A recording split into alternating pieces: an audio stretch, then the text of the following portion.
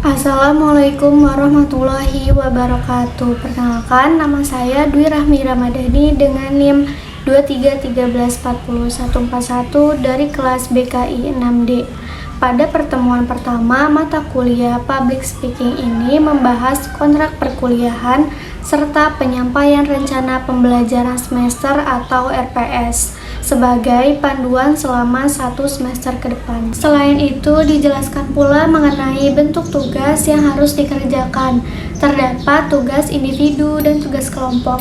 Untuk tugas individu, setiap mahasiswa diwajibkan membuat learning journal pada setiap pertemuan yang kemudian dikumpulkan melalui classroom sesuai ketentuan yang diberikan dosen dan diunggah ke YouTube.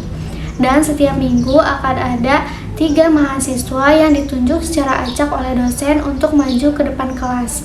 Masing-masing mahasiswa diberikan waktu kurang lebih 10 menit untuk berbicara dengan tema yang bebas dan positif, bertujuan untuk melatih keberanian, kesiapan mental, serta kemampuan berbicara secara sistematis di hadapan publik. Bukan hanya tugas individu dan kelompok saja, tetapi kehadiran juga penting dalam mata kuliah ini. Public speaking merupakan mata kuliah yang memiliki peran sangat penting, khususnya bagi mahasiswa bimbingan dan konseling Islam. Dalam RPS dijelaskan bahwa kemampuan public speaking menjadi kebutuhan dalam berbagai profesi.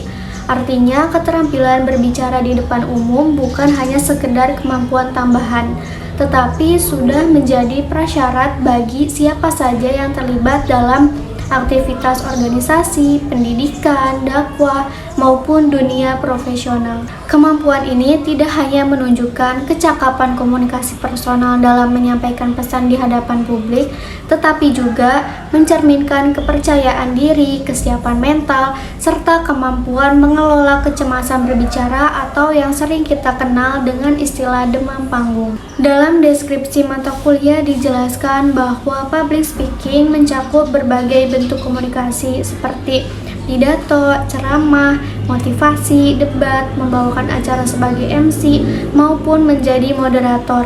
Dengan kata lain, mata kuliah ini tidak hanya bersifat teoritis, tetapi juga praktis.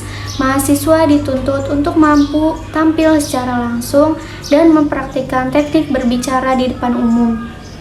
Selain itu, public speaking juga memiliki kekuatan untuk mempengaruhi dan menggerakkan orang lain.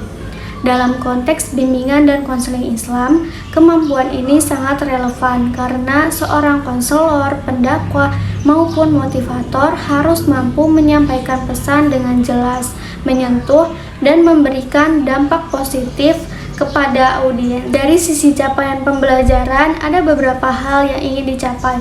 Pertama, dari aspek sikap, mahasiswa diharapkan memiliki rasa percaya diri ketika berbicara di depan publik. Kedua, dari aspek pengetahuan, mahasiswa mampu menguasai teori dan teknik public speaking.